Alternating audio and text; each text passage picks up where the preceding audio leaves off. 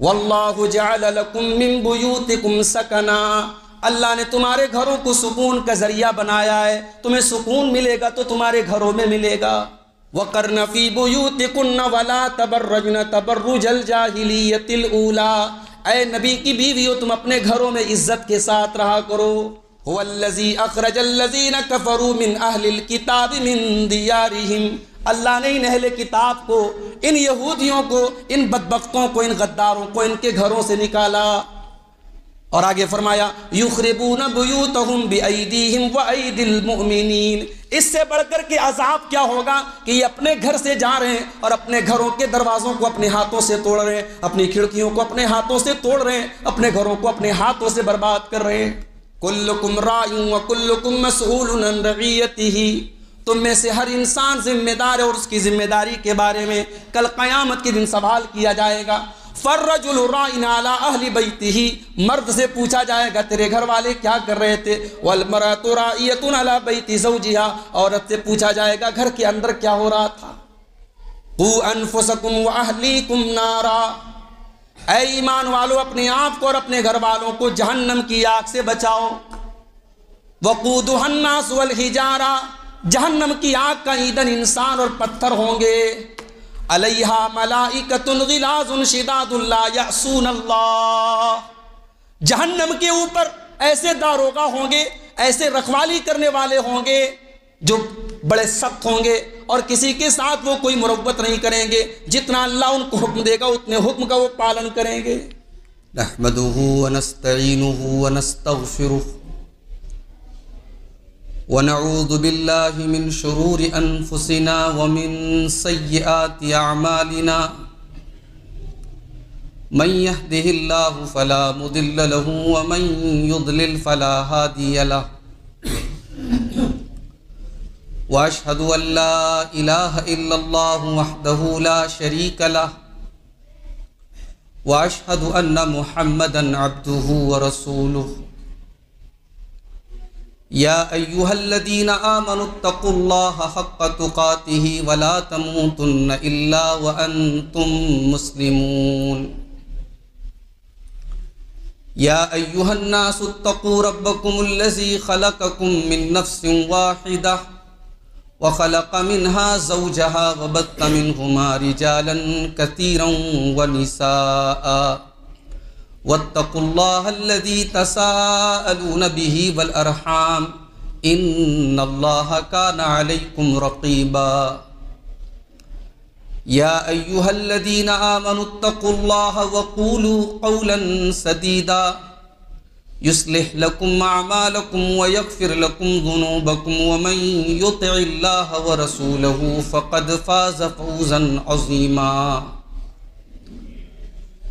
اما بعد فإن خیر الحدیث کتاب اللہ وخیر الہدی ہدی محمد صلی اللہ علیہ وسلم وشر الامور محدثاتها وکل محدثۃ بدعہ وکل بدعۃ ضلالہ وکل ضلالۃ فی النار۔ اعوذ باللہ من الشیطان الرجیم، بسم اللہ الرحمن الرحیم۔ یا ایہا الذین آمنوا قوا انفسکم واہلیکم نارا وقودها الناس والحجارۃ علیہا ملائکۃ غلاظ شداد لا یعصون اللہ ما امرہم ویفعلون ما یؤمرون۔ صدر محترم، علماء کرام، محترم بزرگوں، نوجوان ساتھیوں، ماؤں اور بہنوں، پیارے بچوں، مسجد اہل حدیث تیلیانہ میں مقامی جمعیت اہل حدیث بجٹڈیہہ بنارس کی طرف سے آج یہ پروگرام منعقد ہوا۔ بعد نماز مغرب ہی پروگرام شروع ہوا اور کافی دیر سے آپ حضرات نے مختلف علماء کے مختلف موضوعات پر بڑے قیمتی خطابات سماعت کیے۔ اس طریقے کے پروگرام، اس طریقے کے دروس، اس طریقے کے دینی جلسے یہ ہمیں متحرک کرتے ہیں، ہمیں ایکٹیو کرتے ہیں۔ اگر ان کو بھی بند کر دیا جائے، جیسا کہ بعض لوگوں کی منشا ہوتی ہے، مسجد کا پروگرام ہے، کوئی باہر میدان کا مسئلہ نہیں ہے، کوئی ٹینٹ نہیں لگانا ہے، کوئی اسٹیج کا معاملہ نہیں ہے، مقامی علماء ہیں، باہر سے علماء کو بلانا نہیں ہے، اس طریقے کے نہایت مختصر اور نہایت ہی کم خرچ میں ہو جانے والے پروگراموں پر بھی اگر کچھ لوگ اعتراض کرتے ہیں تو یہ بڑی تکلیف کی بات ہے میرے بھائی۔ ہماری جماعت میں وہ دور بھی تھا جب کہیں پروگرام ہوتا تھا لوگ بسیں بھر بھر کے جاتے تھے، سواریوں پر خرچ کر کے محنت مشقت اٹھا کر کے، اور آج بھی آپ سدھارتھ نگر وغیرہ کے دیہاتوں میں چلے جائیں، عورتیں گود میں بچوں کو لے لے کر کے 5-5 6-6 کلومیٹر دور سے آتی ہیں پروگراموں میں، اور رات بھر وہاں پروگرام چلتا ہے، اور فجر کے ٹائم اذان جب ہوتی ہے تب پروگرام ختم ہوتا ہے اور لوگ اپنے گھروں کو لوٹتے ہیں۔ ایک جذبہ ہے، معاف کیجیے، اب وہ جذبہ بنارس کی جماعت کے اندر سے دھیرے دھیرے ختم ہوتا جا رہا ہے۔ اب تو صاحب پروگرام کی بات کرو تو لوگ کہتے ہیں کہ کیا فائدہ ہے پروگرام کرنے سے، یعنی اب فائدے گنائے جائیں تب پروگرام ہوں گے۔ مادیت نے ہمارے ذہنوں کو اس قدر خراب کر دیا ہے کہ ہم ہر چیز کو کیلکولیٹر پر پہلے کیلکولیٹ کرتے ہیں، اس کے بعد ہم وہ کام کرتے ہیں۔ میں کہتا ہوں کوئی فائدہ نہ ہو اس پروگرام کا، کیا یہی فائدہ کم ہے کہ یہاں اللہ کی بات ہو رہی ہے، یہاں حرام کو حرام کہا جا رہا ہے، یہاں غلط کو غلط کہا جا رہا ہے؟ اتنا فائدہ کافی ہے ان پروگراموں کے ہونے کے لیے۔ اور اگر آپ کو یہ لگتا ہے کہ چند پیسے اگر ان پروگراموں پر خرچ ہو رہے ہیں تو امت کا مال برباد ہو رہا ہے، تو جاؤ پہلے ان 2-2 3-3 لاکھ کے میرج ہالوں میں ہونے والی شادیوں کو روک کے دکھاؤ، 200 300 باراتیوں کے کھانے پر جا کے بندشیں لگاؤ، مسجد و مدرسے کے چندے کے لیے جاؤ تو لوگوں کی جیب سے 10 روپیے نہیں نکلتے، اور یہاں صاحب کھانے میں کتنی طرح کا آئٹم ہے یہ پوچھیے آپ، بہت مندی ہے، بہت کاروباری حالات خراب ہے، بہت پریشانی ہے، کوئی شادی لون خالی نہیں ہے صاحب، کسی شوق میں کمی نہیں ہے، کسی نمائشی کام میں کمی نہیں ہے، کمی ہے تو بس دین کے کاموں میں کمی ہے، دین پر خرچ کرنے کے معاملے میں کمی۔ میرے بھائیوں، ہمیں اور آپ کو اپنے دلوں کا جائزہ لینا چاہیے، کہیں ایسا تو نہیں کہ دنیا کی محبت اور دنیا کی رنگینیوں میں پڑھ کر یہ دل سخت ہو گئے۔ آج بھی ایک مرتبہ میرا جانا ہوا موئیما کی سرزمین پر، الہ آباد کے اندر ایک علاقہ ہے موئیما، وہاں غالباً 1953 کا کوئی پوسٹر لگا ہوا تھا، بہت بڑا پروگرام ہو رہا تھا، اس اشتہار پہ لکھا تھا اس جلسے میں خاص طور سے لاؤڈ اسپیکر کا انتظام ہے، یعنی اس زمانے میں لاؤڈ اسپیکر ایک بڑی بات تھی۔ اس جلسے کا پوسٹر دیکھا، اس میں بنارس سے مولانا ابو مسعود قمر بنارسی ہماری جماعت کے بڑے عالم تھے، ان کا بھی نام تھا۔ وہ جلسے ہوتے تھے، لوگ صرف یہ سوچ کر کے ان جلسوں میں جاتے تھے کہ چلو بھائی کچھ نہیں، کم سے کم جماعت کے لوگوں سے ملاقات ہو جائے گی۔ بھائی اللہ کی محبت میں، اللہ کی رضا میں ایک مسلمان کا دوسرے مسلمان سے ملنا بھی یہ نیکی کا کام ہے، یہ ثواب کا کام ہے، اس پر شریعت میں ابھارا گیا ہے۔ آج کس کو اتنی فرصت ہے کہ بغیر کسی غرض کے، بغیر کسی مطلب کے کسی سے جا کے ملے؟ ان جلسوں میں، ان مجلسوں میں، ان پروگراموں میں لوگ ایک دوسرے سے ملتے ہیں، کچھ نہیں تو کم سے کم ایمان کی چارجنگ تھوڑی مضبوط ہوتی ہے، عمل کا جذبہ کچھ پیدا ہوتا ہے۔ شاید اس مجلس میں بیٹھا کوئی ایک بے نمازی ہو جائے تو یہ کوشش کامیاب ہو جائے میرے بھائی، ورنہ کس کو پڑی ہے سردی کی، اس ٹھنڈی کے موسم میں اللہ کے گھر میں اگر سارے کاموں کو چھوڑ کے آپ اس گھر میں آ کے بیٹھے ہیں، اللہ کے یہاں ان خوش نصیبوں میں آپ کا شمار ہو رہا ہے جن کے بارے میں اللہ کے نبی فرماتے ہیں کہ اللہ کے فرشتے گھومتے رہتے ہیں اور ایسی مجلسوں کو تلاش کرتے ہیں جہاں اللہ کا ذکر ہو رہا ہو، اور جب ایسی مجلس نظر آتی ہے تو وہ فرشتے آپس میں کہتے ہیں بیٹھ جاؤ، یہی ہمارے مطلب کی جگہ ہے۔ اور جب وہ فرشتے اللہ کے پاس جاتے ہیں تو اللہ پوچھتے ہیں کیف وجدتم عبادی، میرے بندوں کو کس حال میں پایا؟ کہا اے اللہ تیرے بندے تیرا ذکر کر رہے تھے، تیری تسبیح بیان کر رہے تھے، تیری بڑائی بیان کر رہے تھے۔ اللہ پوچھتا ہے میرے بندوں نے مجھے دیکھا ہے کیا؟ فرشتے کہتے نہیں دیکھا تو نہیں ہے۔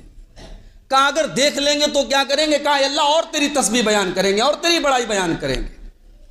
پھر اللہ پوچھتا ہے فرشتوں وہ میرے بندے جو بیٹھے تھے کچھ مانگ رہے تھے کیا؟ کہا کہ ہاں اللہ جنت مانگ رہے تھے۔ کہا کیا جنت کو دیکھا ہے انہوں نے؟ کہا جنت کو دیکھا تو نہیں ہے۔ کہا دیکھ لیں گے تو کیا کریں گے؟ کہا اور زیادہ اس کے طلبگار، اس کے شوقین ہو جائیں گے اور زیادہ اس کے لیے کوشش کریں گے۔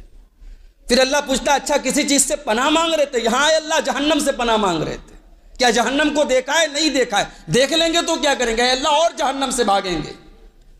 اللہ کہتا فرشتوں گواہ رہو، فرشتوں گواہ رہو، اپنے ان بندوں کو میں نے جنت دے دی جس جنت کا وہ مجھ سے سوال کر رہے تھے، اور جہنم سے پناہ دے دی جس جہنم سے وہ میری پناہ مانگ رہے تھے۔ فرشتے کہتے ہیں اللہ جہاں یہ دین کی بات ہو رہی تھی، تیرا ذکر ہو رہا تھا، جنت کی بات ہو رہی تھی، جہنم کی بات ہو رہی تھی، ایک آدمی گزر رہا تھا وہاں سے، اس نے دیکھا چلو بھائی اللہ رسول کی بات ہو رہی ہے بیٹھ جاتا ہوں، کسی اور کام سے آیا تھا بیٹھ گیا وہ، اے اللہ کیا یہ ثواب اس کو بھی ملے گا؟ تیری مغفرت اس کو بھی ملے گی، جنت اس کو بھی ملے گی؟ اللہ فرماتا ہم الجلساء لا یشقى بہم جلیس، میرے فرشتوں یہ وہ مجلس ہے جہاں بیٹھنے والا کوئی بد نصیب نہیں ہے، میں نے اس کی بھی بخشش کر دی جو الگ مقصد سے آیا تھا مگر آ کے اس مجلس میں شامل ہو گیا۔ شرم آنی چاہیے ان لوگوں کو جو اس قسم کے دروس اور اس قسم کی مجلسوں کے انعقاد پر بھی اعتراض کرتے ہیں، اور جو نوجوان بیچارے کوشش کرتے ہیں ان کی ٹانگ کھینچتے ہیں۔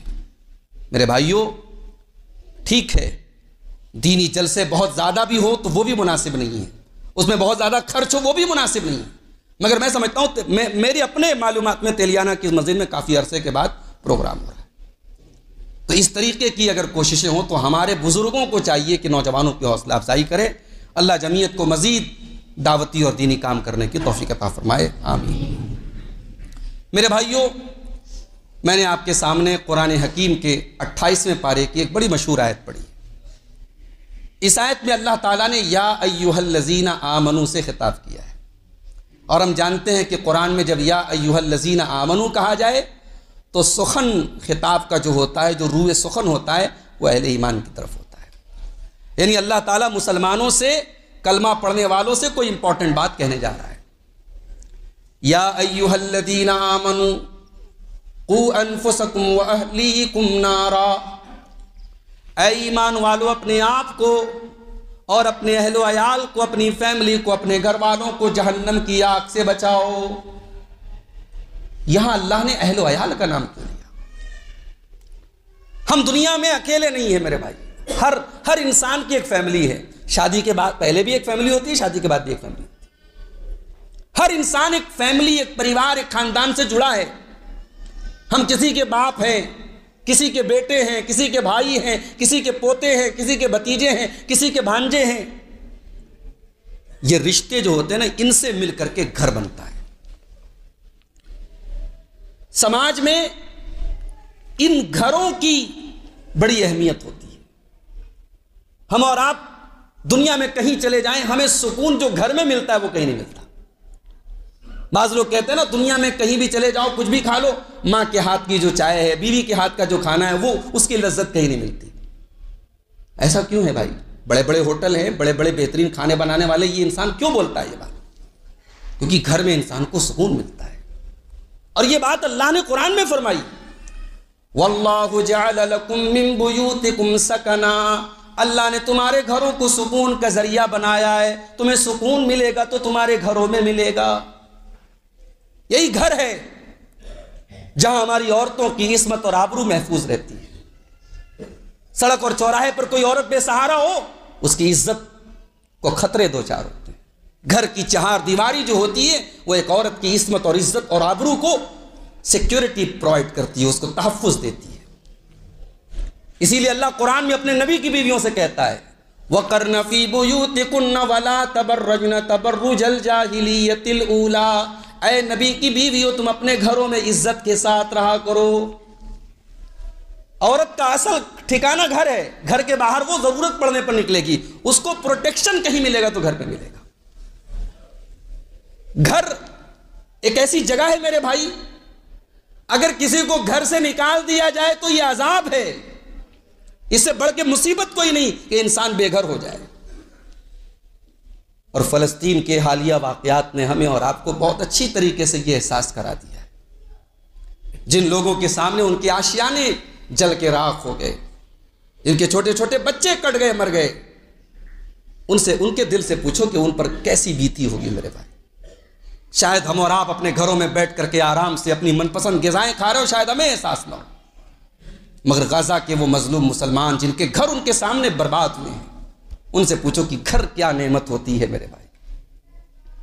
اسی لیے اللہ تعالیٰ نے جب یہودیوں کے ایک قبیلے کو ان کے گھروں سے نکالا گیا، مسلمانوں نے نکالا ان کے گھروں سے ان کی غداری کی سزا کے طور پہ، تو اللہ نے اس کو اپنا عذاب قرار دیا۔ اللہ نے فرمایا قرآن کے 28ویں پارے میں، هو الذی اخرج الذین کفروا من اہل الکتاب من دیارہم، اللہ نے ان اہل کتاب کو، ان یہودیوں کو، ان بدبختوں کو، ان غداروں کو ان کے گھروں سے نکالا۔ اور آگے فرمایا یخربون بیوتہم بایدیہم وایدی المؤمنین، اس سے بڑھ کر کے عذاب کیا ہوگا کہ یہ اپنے گھر سے جا رہے ہیں اور اپنے گھروں کے دروازوں کو اپنے ہاتھوں سے توڑ رہے ہیں، اپنی کھڑکیوں کو اپنے ہاتھوں سے توڑ رہے ہیں، اپنے گھروں کو اپنے ہاتھوں سے برباد کر رہے ہیں۔ تو گھر بہت بڑی نعمت ہے میرے بھائی، اور آج کی میری تقریر کا عنوان یہی ہے کہ گھر کو گھر کیسے بنایا جائے، گھر کو ٹوٹنے سے کیسے بچایا جائے۔ آج ہمارے گھروں میں ماشاءاللہ سجاوٹ کی کمی نہیں ہے، ماربل بچھے ہیں، بہترین عمارت کھڑی ہے، مضبوط عمارت کھڑی ہے، ڈیزائن کی بات کریں، فرنیشنگ کی بات کریں، ماشاءاللہ ہمارے گھروں میں پہلے کے مقابلے میں بڑی نعمتیں ہیں، لیکن گھروں میں سکون نہیں ہے۔ ساس بہو میں درار ہے، باپ بیٹے میں تکرار ہے، بھائی بھائی میں جھگڑے ہیں، مقدمے بازیاں ہیں، کوئی گھر ایسا نہیں جہاں کوئی نہ کوئی معاملہ نہ ہو۔ یہ گھروں کا سکون کہاں چلا گیا، یہ گھروں کی برکت کہاں چلی گئی، یہ گھروں سے دین کہاں چلا گیا، اس پر آج ہم بات کریں گے۔ اور گھر پر توجہ دینا ضروری بھی ہے، کیونکہ اگر ہم سماج کی اصلاح کرنا چاہتے ہیں، سماج کو سدھارنا چاہتے ہیں، تو پہلے گھر کو سدھارنا پڑے گا۔ سماج بنتا ہے گھر سے، گھر ہم اور آپ گھروں میں رہتے ہیں اور انہی گھروں سے سماج بنتا ہے۔ جب تک گھروں کی اصلاح نہیں ہوگی سماج کی اصلاح نہیں ہو سکتی۔ اور گھر کی اصلاح اس لیے بھی ضروری ہے کیونکہ ہر انسان اپنے گھر کا ذمہ دار ہے۔ اللہ کے پیارے نبی فرماتے ہیں کلکم راع وکلکم مسئول عن رعیتہ، تم میں سے ہر انسان ذمہ دار ہے اور اس کی ذمہ داری کے بارے میں کل قیامت کے دن سوال کیا جائے گا۔ فالرجل راع علی اہل بیتہ، مرد سے پوچھا جائے گا تیرے گھر والے کیا کر رہے تھے، والمرأۃ راعیۃ علی بیت زوجها، عورت سے پوچھا جائے گا گھر کے اندر کیا ہو رہا تھا۔ عورتیں بھی ذمہ دار ہیں، مرد بھی ذمہ دار ہیں، گھروں کے ذمہ داروں سے گھروں کے بارے میں سوال ہوگا۔ اور فطروں کے اس دور میں ایک انسان کو اگر فطروں سے پناہ کہیں ملتی ہے تو اپنے گھر میں ملتی ہے۔ انسان اگر زمانے کی برائیوں سے بچنا چاہتا ہے اپنے گھر والوں کو ٹائم دے، اپنا زیادہ تر وقت گھر میں گزارے، اپنے کاروبار سے اپنی نوکری سے جب فری ہو گھر والوں کو ٹائم دے۔ اللہ کے پیارے نبی فرماتے ہیں طوبیٰ لمن ملک لسانہ ووسعہ بیتہ وبکى علی خطیئتہ، اس انسان کے لیے جنت ہے، اس کو جنت ملے گی جس کے اندر 3 چیزیں ہوں۔ نمبر 1 اپنی زبان کو کنٹرول کر لے، نمبر 2 اس کا گھر اس کے لیے کافی ہو جائے۔ ہمارے ہاں راتوں میں بیٹھنے کی عادت ہے، غلط عادت ہے یہ۔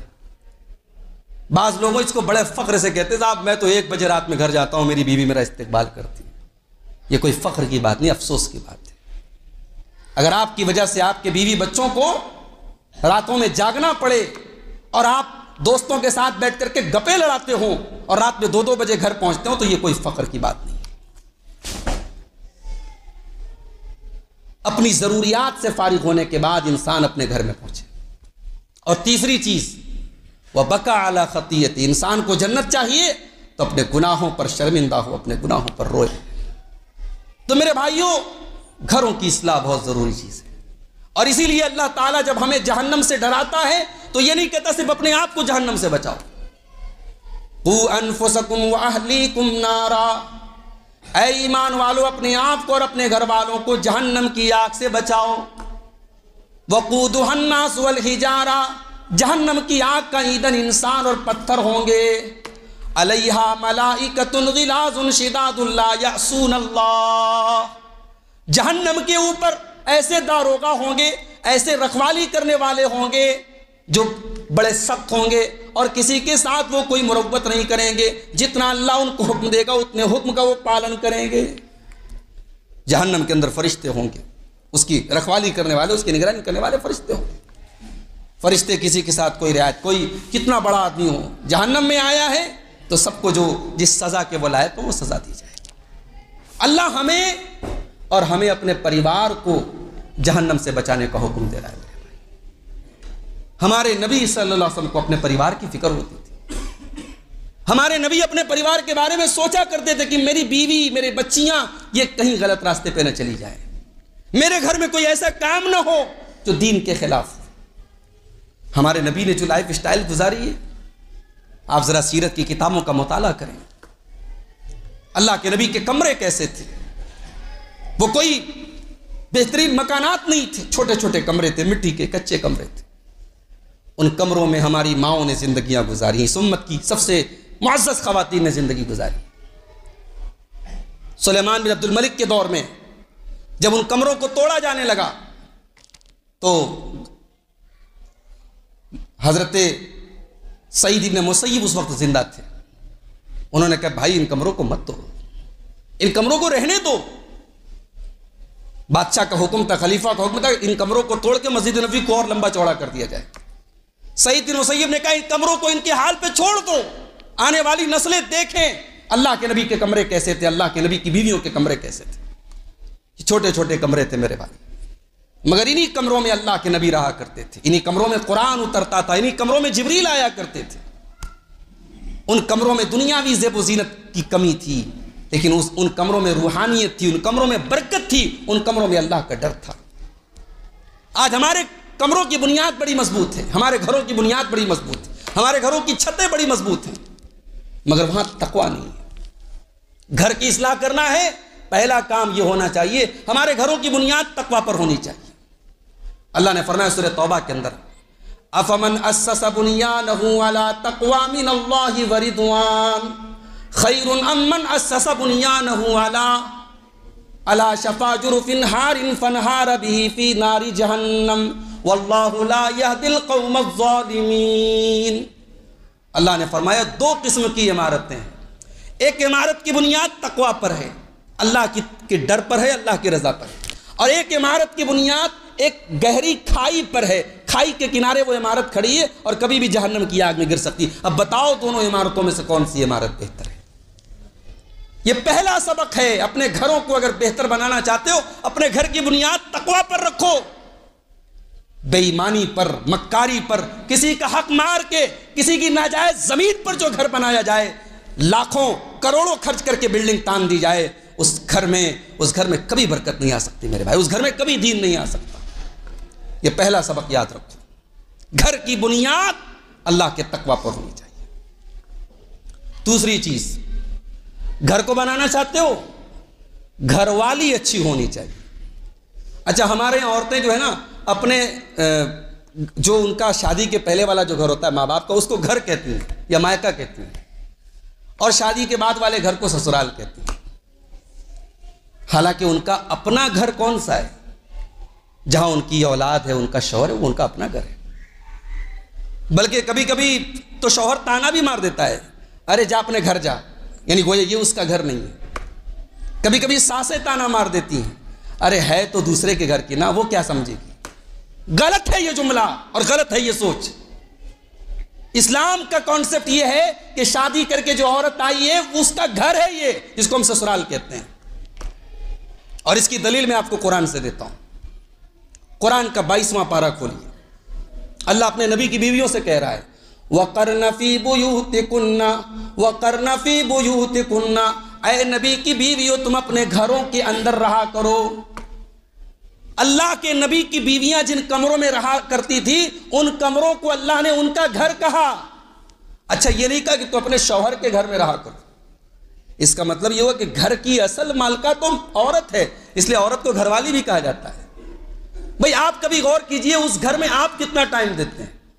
بزنس کرنے والا آدمی, نوکری کرنے والا آدمی, ادھر ادھر بزی رہنے والا آدمی اس گھر میں کتنا ٹائم دیتا ہے. رات میں سوتا ہے, دن میں کھانا کھانے آتا ہے, ضرورت کے لیے آتا ہے. اور عورت 24 گھنٹے اسی گھر میں رہتی ہے, ضرورت پڑنے پر باہر جاتی ہے. تو اصل تو اپنا ٹائم, بہترین ٹائم تو بیوی دے رہی ہے, عورت دے رہی ہے. اس لیے گھر والی جو ہے عورت کو کہا گیا. گھر کو سنوارنا ہے تو گھر میں نیک اور دیندار عورت کا ہونا بہت ضروری ہے. اسی لیے اللہ کے نبی فرماتے ہیں تنکح المرأۃ لأربعین لمالها ولحسبها ولجمالها ولدینها فاظفر بذات الدین تربت یداک. جب کسی عورت کا نکاح ہوتا ہے تو 4 چیزیں اس کے اندر دیکھی جاتی ہیں. مال دیکھا جاتا ہے, خوبصورتی دیکھی جاتی ہے, خاندان دیکھا جاتا ہے اور دینداری دیکھی جاتی ہے. آپ نے فرمایا فاظفر بذات الدین, دیندار عورت کو اپنے گھر میں لے کے آ جاؤ, کامیاب ہو جاؤ گے. دیندار عورت گھر میں آئے گی. ہمارے یہاں دین کون دیکھتا ہے بھائی؟ کتنی دیندار لڑکیاں ہیں, اگر شکل و صورت کے اعتبار سے کچھ واجبی بہت خوبصورت نہیں ہیں, ان کے رشتے نہیں ملتے. اگر ان کا رنگ تھوڑا سا دبا ہے ان کے رشتے نہیں ملتے. ان کی نماز برباد, ان کی دینداری کوئی کام کی نہیں, ان کی دینی تعلیم کوئی کام کی نہیں. رشتہ دیکھنے والا آتا ہے اور یہ کمنٹ کر کے جاتا ہے یار رشتہ تو اچھا تھا, رنگ لڑکی کا تھوڑا سا دبا تھا. کیا یہ غلط نہیں ہے میرے بھائی؟ آپ کے گھر میں بڑی حور پری آ گئی, بڑی خوبصورت لڑکی آ گئی, مگر بے حیا ہے, بے دین ہے, روزہ نماز سے کوئی مطلب نہیں ہے, اس کا اخلاق اچھا نہیں, وہ آپ کے گھر کو جہنم بنا دے گی. یہی معاملہ داماد کے اوپر بھی اپلائی ہوتا ہے. ہم داماد دیکھتے ہیں تو کیا دیکھتے ہیں؟ ہم یہ دیکھتے صاحب اگر ہم کروڑ پتی ہیں تو ہمارے اسٹیٹس کا داماد ہونا چاہیے. اور اس اسٹیٹس کے چکر میں ہم ایسے گھروں میں بھی بیٹیاں دے دیتے ہیں جہاں قبروں پہ سجدے کرائے جاتے ہیں, جہاں شرکیہ کام ہوتے, وہاں ہماری اہل حدیثوں کی بیٹیاں جاتی ہیں. یہ افسوس کی بات نہیں ہے میرے بھائی؟ اپنی بیٹی کو جیتے جی آپ جہنم کی آگ میں ڈال رہے ہیں. آپ نے اپنی بیٹی کی جتنی بھی مضبوط تربیت کر دی, بہو تو بہو ہوتی ہے نا, بیوی تو بیوی ہوتی ہے نا, وہ تو وہاں تابع رہے گی اپنے ساس کے, سسر کے, شوہر کے, وہ کتنی مخالفت کرے گی. میں نے دیکھا ہے اچھے خاصے اہل حدیث گھرانوں کی بیٹیاں کچھ نہیں تو کم سے کم شرکیہ کاموں کے متعلق ان کے دلوں میں ایک سافٹ کارنر پیدا ہو جاتا ہے. وہ کام کریں گے نہیں لیکن کہیں گے چلو ہو تو رہا ہے, کیا حرج ہے. اور ایسے بھی گھروں کو میں نے دیکھا ہے جہاں اس قسم کے گھروں میں رشتہ داری ہوئی, پھر پتہ لگا کہ پورا اہل حدیث گھرانہ تھا, توحید والا گھرانہ تھا, پورا گھرانہ برباد ہو گیا. مثالیں موجود ہیں آپ کے علاقے میں, مثالیں موجود ہیں. میرے بھائیوں, دینداری کو ترجیح دو, چاہے لڑکی کا رشتہ کرنا ہو چاہے لڑکے کا رشتہ کرنا ہو. اور آپ نہیں دے رہے, نتیجہ یہ ہو رہا ہے 1 مہینے میں شادیاں ٹوٹ رہی ہیں, 1 سال شادیاں نہیں نپ پا رہی, شادیوں سے زیادہ طلاقیں ہونے لگی ہمارے اور آپ کے سماج. کبھی اس پر غور کیجئے کیوں ہو رہا ہے؟ ہم دینداری کو ترجیح نہیں دے رہے. کتنے لوگوں کو دیکھا میں نے بیچارے قرآن و حدیث پہ چلنے والے ہیں, بچیوں کو اچھی تعلیم دیا ہے لیکن مالی اعتبار سے کمزور ہیں, آج بیچارے پریشان ہیں, ان کی بچیوں کے لیے رشتے نہیں مل رہے. اور ہم صاحب بڑے فخر سے کہتے ہیں صاحب ہم تو ایسی بہو لاتے ہیں چاہے وہ کسی بھی گھر کی ہو, ہم دوسرے مسلک کی اور دوسرے منہج کی بہو بھی لائیں گے تو اس کو اپنے رنگ میں رنگ لیں گے.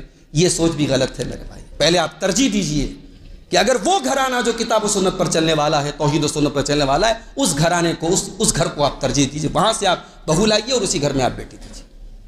یہ میں کوئی تعصب کی بات نہیں کر رہا, میں جو حالات دیکھ رہا ہوں ان حالات کے حساب سے بات کر رہا ہوں کہ یہ ضروری ہے, یہ چیز ہمیں دینداری دیکھنی چاہیے.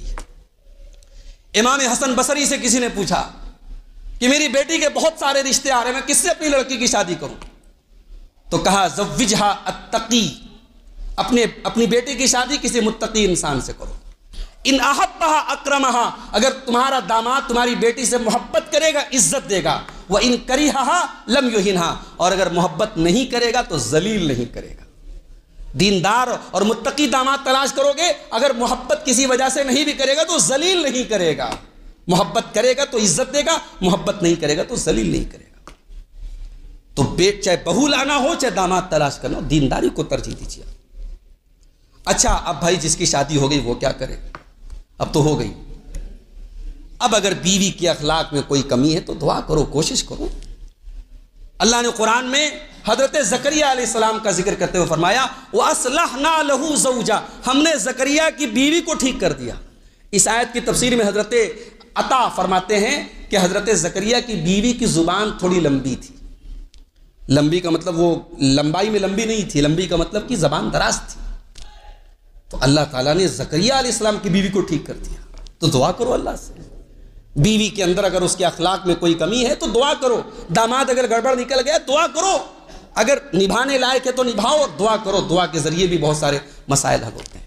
تو یہ دوسری چیز ہے میرے بھائی۔ تیسری چیز، گھر کو اگر گھر بنانا ہے تو تیسرا کام ہمیں اور آپ کو یہ کرنا پڑے گا میرے بھائیوں کہ ہمیں اپنے گھر کے جو رشتے ہیں ان رشتوں کو محبت کے ساتھ اور اخلاق کے ساتھ نبھانا ہوگا۔ بیوی کو بیوی سمجھنا ہوگا، شوہر کو شوہر سمجھنا ہوگا۔ بیوی اپنے آپ کو یعنی شوہر پر حکم چلانے والی نہ بنے اور شوہر بیوی کو پاؤں کی جوتی نہ سمجھے، شوہر اپنے حقوق کو سمجھے، بیوی اپنے حقوق کو سمجھے۔ اللہ نے قرآن میں دونوں کو حکم دیا۔ بیوی کو کیا حکم دیا؟ فَالصَّالِحَاتُ قَانِتَاتٌ حَافِظَاتٌ لِلْغَيْبِ بِمَا حَفِظَ اللَّهُ۔ اے مسلمان عورتوں، تم اگر نیک بننا چاہتی ہو تو اپنے ماں باپ کی، اپنے شوہروں کی فرما بردار بنو۔ قانتات، فرما بردار بنو، حافظات للغیب، اور شوہر کی غیر موجودگی میں جن چیزوں کی حفاظت کرنے کا اللہ نے حکم دیا ان کی حفاظت کرو۔ شوہر کے مال کی حفاظت کرو، اپنی عزت و آبرو کی حفاظت کرو، شوہر کی غیرت کا پاس رکھو۔ یہ اللہ تعالیٰ نے بیویوں کو حکم دیا۔ شوہر کو کیا حکم دیا؟ وَعَاشِرُوهُنَّ بِالْمَعْرُوفِ، اپنی بیویوں کو بہترین طریقے سے رکھو۔ ہمارے یہاں یہ سوال بھی اکثر آتا ہے، مولوی صاحب اسلام میں جوائنٹ فیملی سسٹم ہے کہ سپریٹ فیملی سسٹم ہے؟ ہمارے یہاں جو جوائنٹ فیملی سسٹم ہے یہ اسلام کا سسٹم نہیں ہے۔ کیوں؟ اس میں دیور اور بھابھی میں کوئی پردہ نہیں ہے، اس میں جیٹھ اور اس کی بھیووں میں بھاوج میں کوئی پردہ نہیں ہے۔ اس میں نے ایسے گھروں کو بھی دیکھا جب 50 سال تک صاحب جوائنٹ فیملی رہی، بڑی محبت رہی، اور 50 سال بعد جب الگ ہوئے اتنی نفرت ہے، ایک دوسرے کی شکل نہیں دیکھ رہے۔ تو اس سے اچھے تو وہ گھر ہوئے نا جہاں شادی کرنے کے بعد باپ نے الگ کر دیا، جاؤ بھائی اپنا الگ کماؤ کھاؤ، ماں باپ کا خیال رکھو بس۔ ہمارے یہاں کیا ہے، الگ ہونے کا مطلب ماں باپ سے کوئی مطلب نہیں، الگ ہو گئے تو الگ ہو گئے، اور ساتھ میں ہیں تو پھر شوہر اور بیوی کی پرائیویسی کا کوئی مطلب نہیں۔ میں نے تو بعض گھروں میں یہاں تک دیکھا کہ بہو اگر غسل کرے تو ساس کو اس پر بھی اعتراض ہے، یہ روز کیوں نہا رہی ہے؟ یہ تو بہت افسوس کی بات ہے۔ میاں بیوی کے رشتے میں ایک پرائیویسی ہوتی ہے، اس پرائیویسی پر ساس کو حملہ کرنے کا کیا حق ہے؟ بلکہ میں تو کہتا ہوں لوگ مکان بنوائیں، سمجھدار آپ اشارہ کافی ہے، مکان بنوائیں تو کمروں میں آپ اٹیچ باتھ روم بنوائیں۔ ایک شادی شدہ نوجوان کے مسائل، بہت سارے مسائل کا حل ہو جائے گا اگر آپ اٹیچ باتھ روم بنائیں گے۔ آپ وقت اور حالات کے حساب سے چلنا سیکھیے میرے بھائی۔ ہمارے یہاں جوائنٹ فیملی سسٹم کے نام پہ وہ میں نے کہیں ایک جملہ پڑھا تھا کہ شادی شدہ انسان، جوائنٹ فیملی سسٹم میں رہنے والا انسان اپنی بیوی تک کھانے پینے کی کوئی چیز لے کے پہنچائے، یہ دنیا کی سب سے خطرناک اسمگلنگ ہوتی ہے۔ اسمگلنگ ہوگی صاحب، اس کو کوئی اچھی چیز اس نے مارکیٹ میں کھائی تو اب اس کو فکر ہے میں بیوی کو کیسے کھلاؤں گا، مجھے ماں کو بھی دیکھنا ہے، بہنوں کو بھی دیکھنا ہے، بھابیاں بھی ہیں، میں بیوی کو کیسے یہ کھانے کی چیز کیسے پہنچاؤں گا؟ تو یہ جوائنٹ فیملی سسٹم کا یہ کوئی مطلب نہیں، غلط مطلب ہے یہ۔ صحابہ کرام کے دور میں ہمیں کہیں ساس بہو کے جھگڑے نہیں ملتے، وہاں اس طریقے کا کوئی جوائنٹ فیملی سسٹم نہیں تھا۔ وہاں انسان بالغ ہوا، شادی ہوئی، اس کے بعد وہ اس کا گھر کا مطلب اس کی بیوی بچوں کا گھر، وہ ماں باپ کے حقوق کا خیال رکھ رہا ہے، ماں باپ کی ضرورتوں کو پوری کر رہا ہے۔ وہاں بھائی کی بیوی کا اور بھائی سے کوئی ٹچ نہیں تھا، وہاں دیور بھابھی کا کوئی کانسیپٹ نہیں تھا ان کے درمیان کسی قسم کی بے پردگی کا۔ تو گھروں کے اندر حسن معاشرت ہونی چاہیے۔ آج ساسوں کا کیا معاملہ ہے، اللہ معاف کرے، جو کام اپنی بیٹی کر رہی ہے، اپنی بیٹی کے لیے جو کام ناپسند ہے وہی اپنی بہو کے لیے پسند ہے۔ اگر اپنا داماد بیٹی کو گھمانے لے کے جا رہا ہے تو صاحب بڑے فخر سے کہہ رہے ہیں میرا داماد ماشاءاللہ بڑا اچھا ہے، بیٹی کو بڑا گھماتا ہے۔ اب بیٹا بیچارہ سال میں ایک بار لے کے چلا گیا تو بہت برا ہو گیا، بڑا فضول خرچے بیٹے کو لے کے جا رہا ہے نا؟ یہ سماج کی کڑوی حقیقت ہے۔ یہ دوہرے اسٹینڈرڈ کیوں ہے میری ماں اور بہنوں؟ ایک ساس جب ساس بنتی ہے تو آج جو اپنی ساس کی شکایت کر رہی، کل جب وہ ساس بنتی ہے تو پھر اس کی بہو کو اس سے شکایت ہو جاتی ہے. یہ گھروں میں معاملہ چل رہا ہے. اچھا بہویں جو آ رہی ہیں، اب بہویں ظاہر ہے بہو ایک الگ گھر سے آ رہی ہے.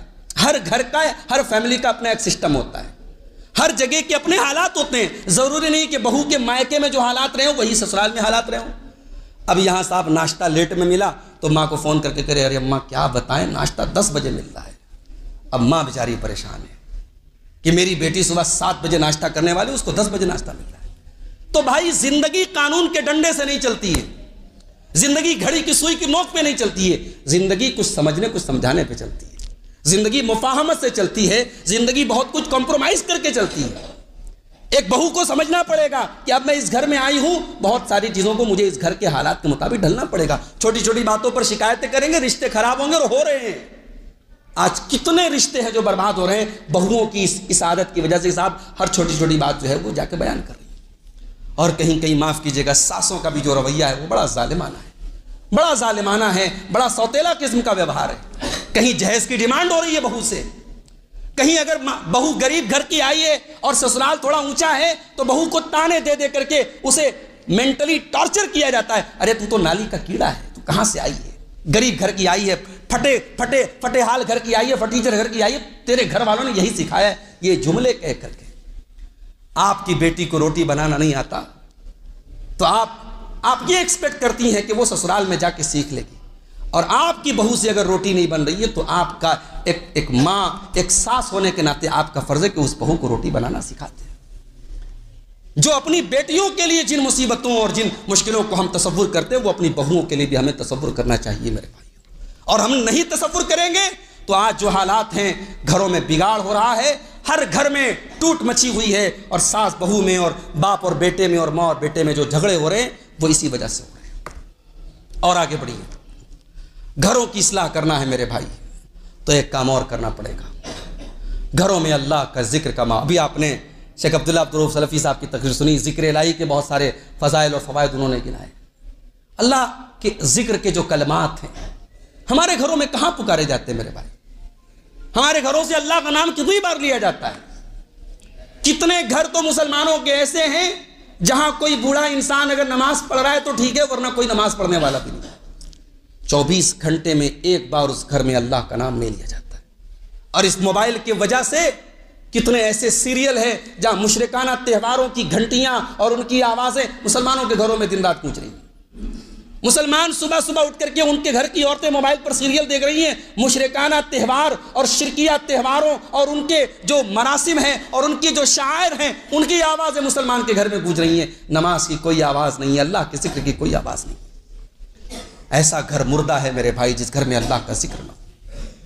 اللہ کے نبی فرماتے ہیں مثل البیت الذی یذکر اللہ فیہ والبیت الذی لا یذکر اللہ فیہ مثل الحی والمیت، کہ اللہ کا گھر جس گھر میں اللہ کا نام جس گھر میں لیا جائے وہ گھر زندہ ہے، اور اللہ کا نام جس گھر میں نہ لیا جائے وہ گھر مردہ ہے.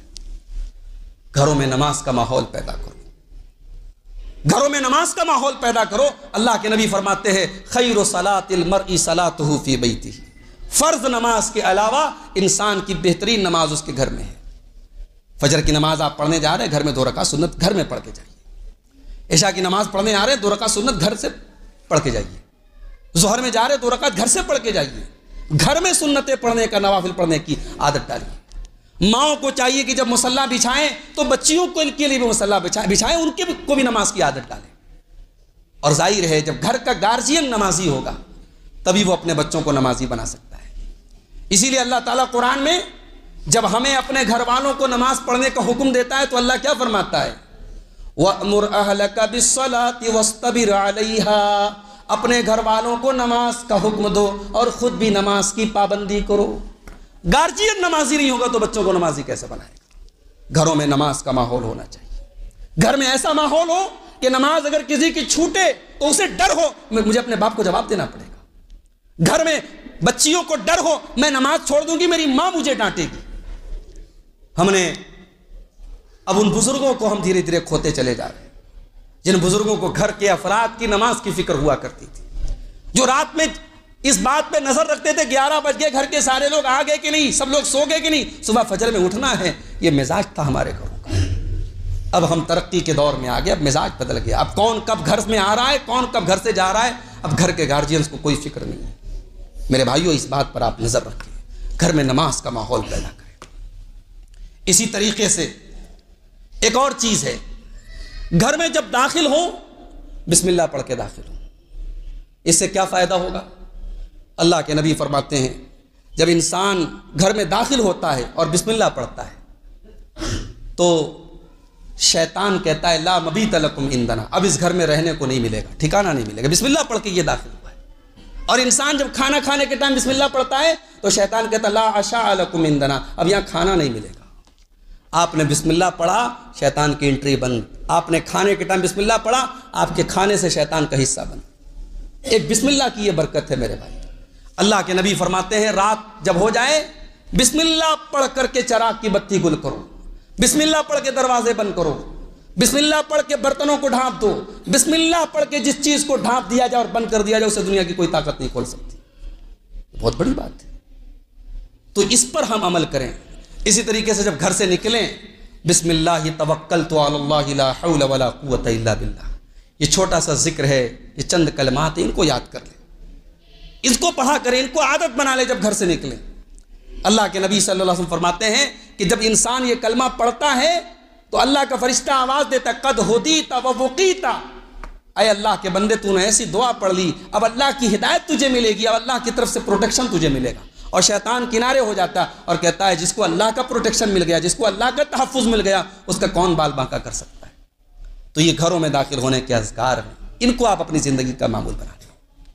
اسی طریقے سے گھروں کی اصلاح کرنا ہے تو اپنے گھر والوں کی، اپنے بچوں کی دینی تعلیم کی فکر کریں۔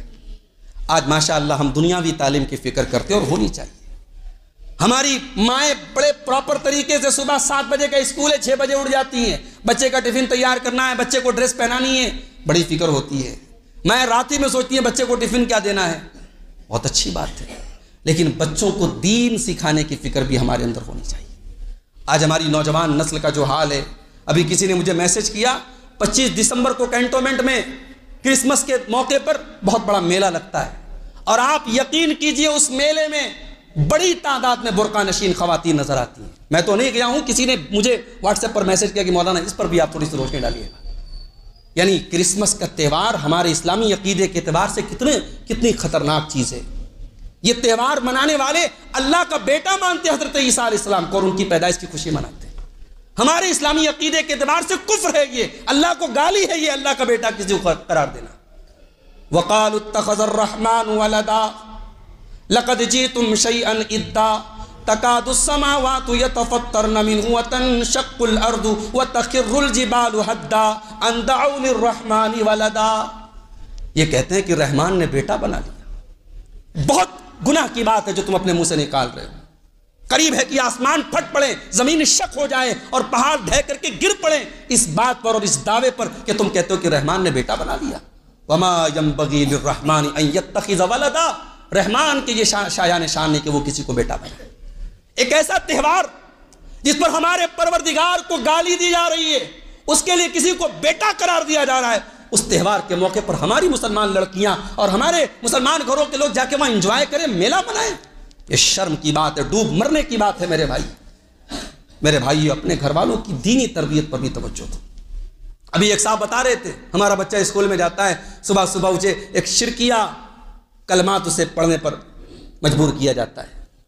مسجدوں میں مکتب آپ چلا نہیں رہے ہیں، آپ اپنے بچوں کو دین کی تعلیم دلانے کا کوئی انتظام کر نہیں رہے ہیں۔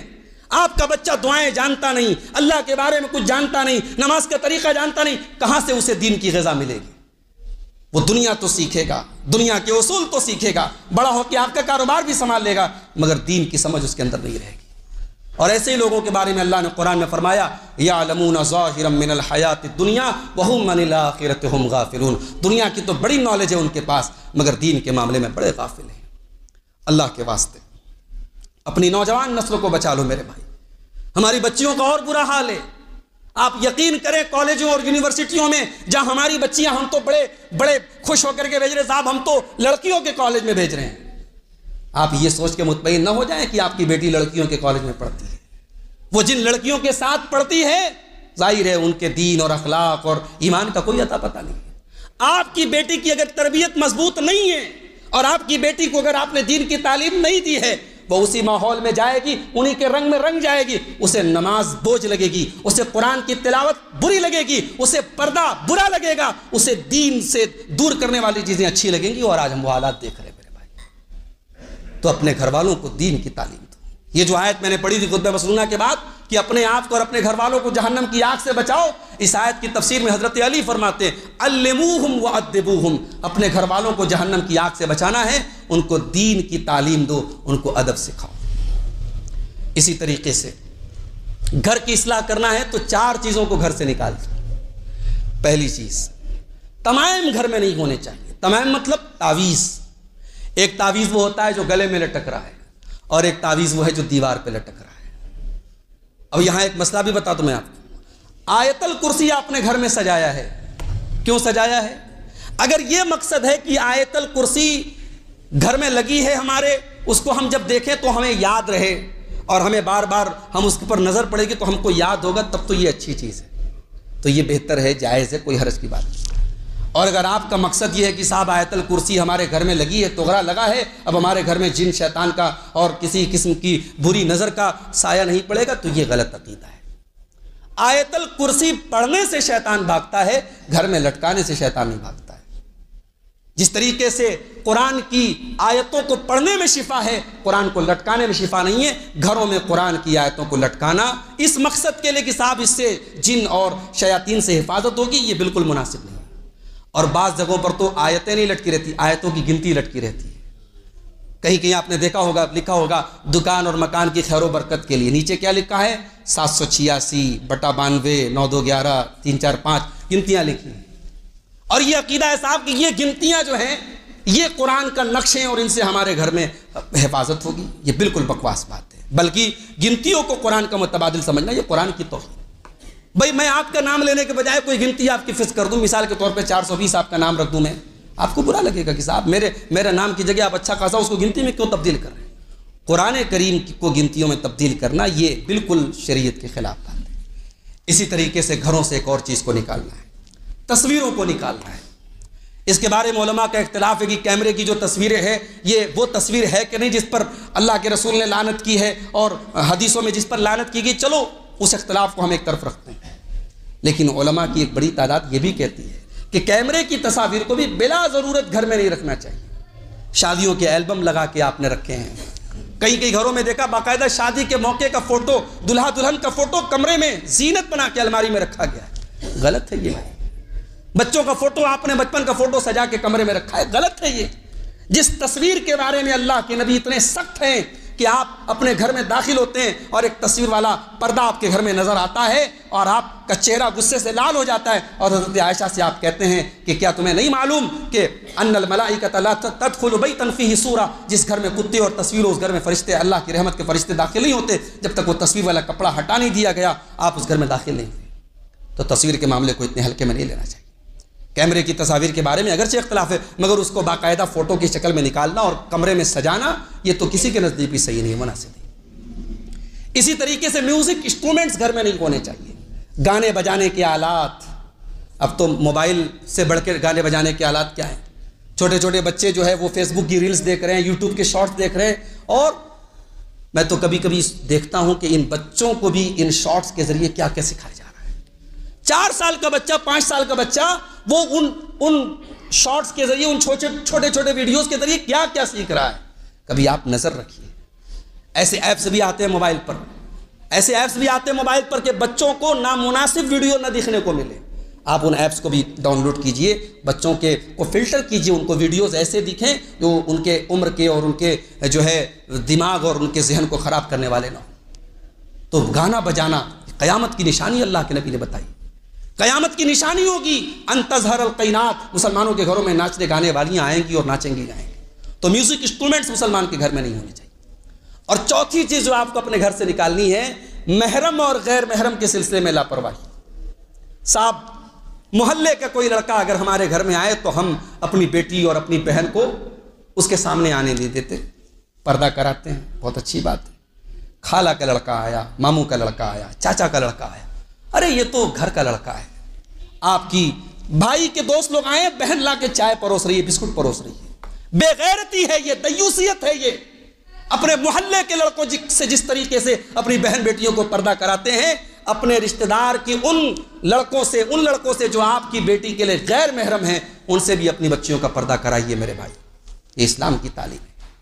اللہ کے پیارے نبی صلی اللہ علیہ وسلم فرماتے ہیں 3 لوگ ایسے ہیں قیامت کے دن اللہ تعالیٰ نہ ان کی طرف دیکھے گا، نہ ان سے بات کرے گا، نہ ان کو پاک اور صاف کرے گا۔ نمبر 1 العاق لوالدیہ، اپنے ماں باپ کو ستانے والا۔ نمبر 2 والمرأة المترجلہ، مردوں کی نقل کرنے والی عورت۔ اور نمبر 3 الدیوس، وہ بے غیرت آدمی، الذی یقر فی اہلہ الخبث، جو اپنے گھر میں بے غیرتی اور بے حیائی کو برداشت کرتا۔ تو اپنے گھروں سے اس چیز کو، محرم اور غیر محرم کا اگر فرق نہیں ہے تو اس بری عادت کو نکال دیجیے۔ آپ کے گھر میں اس بات کا لحاظ ہونا چاہیے۔ اور 2 چیزیں اور بیان کر کے بات ختم کر رہا ہوں۔ گھروں کی اصلاح کرنے کے لیے ایک اور چیز ہے کہ گھر میں نیک اور صالح لوگوں کو دعوت دی جائے۔ اپنے گھروں میں ایسے لوگوں کو بلایا جائے جن سے ہمارے بچے دین سیکھیں، اطوار سیکھیں، اچھی چیزیں سیکھیں۔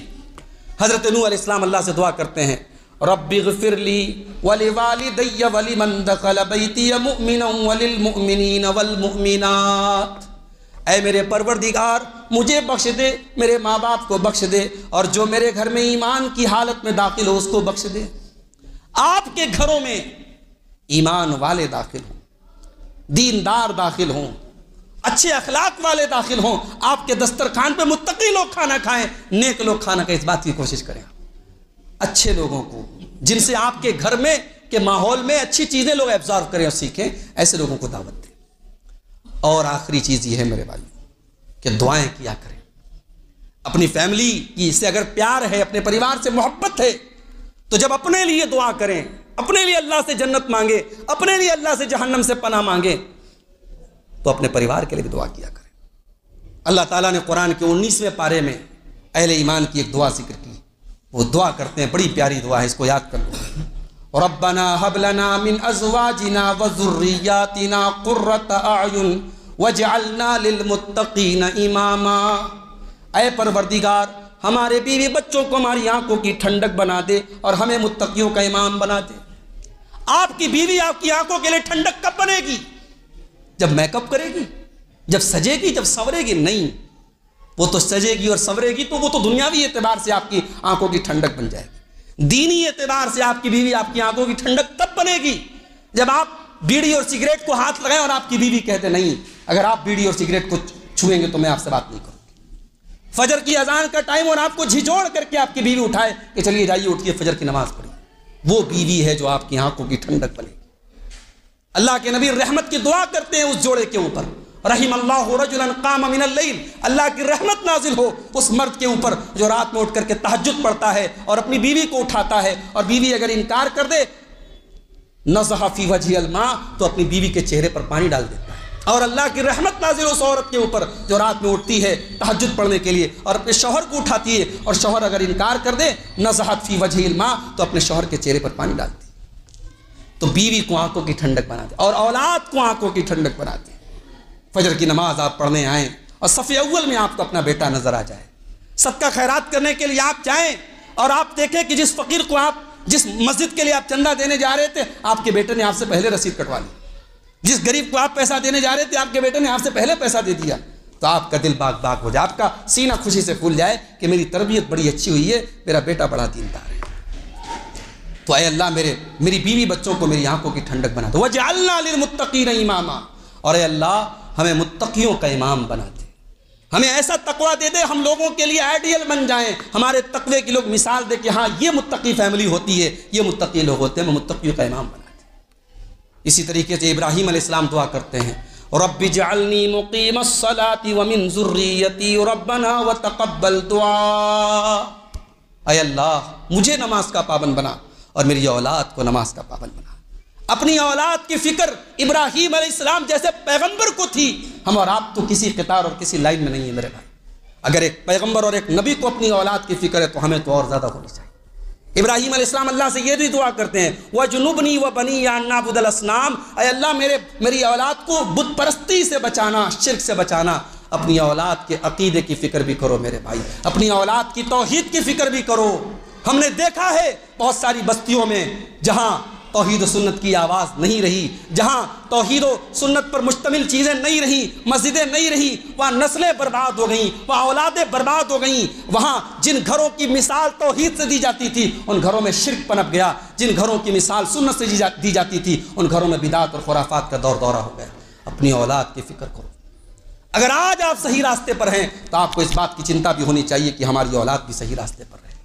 تو میرے بھائیوں، گھروں کی اصلاح کے تعلق سے یہ چند باتیں میں نے آپ کے سامنے رکھی ہیں، اور آخر میں یہی دعا کروں گا کہ اللہ تعالی ہم سب کو اپنی اور اپنے گھر والوں کی فکر کرنے کی، اور جہنم کی آگ سے خود کی بھی اور ان کی بھی، ان سے بچانے کی اللہ تعالی ہم سب کو توفیق عطا فرمائے۔ رب العالمین ہمیں اپنے گھر والوں کی، اپنے اہل و عیال کی دینی تربیت کرنے کی توفیق عطا فرمائے۔ رب العالمین ہمارے کاروبار میں، ہمارے رزق میں برکت عطا فرمائے، ہم سب کو رزق حلال کی توفیق عطا فرمائے۔ ہم میں سے جو بیمار ہیں اللہ ان کو شفائے کامل عاجل عطا فرمائے، جو روزی روٹی سے پریشان ہیں اللہ ان کے کاروبار میں برکت نصیب فرمائے۔ اللہ اس مجلس میں ہم سب کے جمع ہونے کو، سننے سنانے کو قبول فرمائے، کہنے سننے سے زیادہ عمل کرنے کی توفیق عطا فرمائے۔ ربنا تقبل منا انك انت السميع العليم وتب علينا انك انت التواب الرحيم، وصلى الله تعالى على نبينا محمد وعلى اله وصحبه اجمعين، والسلام عليكم ورحمة الله وبركاته۔